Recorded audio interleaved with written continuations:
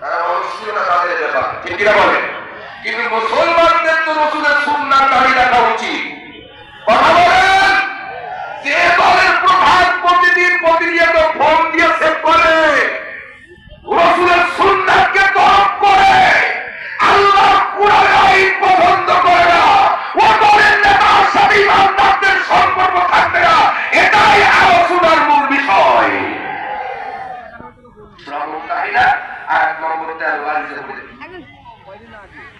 নামাজি সাজবেন, ভোট দেবেন শয়তানে, মুসল্লি সাজবেন, স্লোগান দিবেন।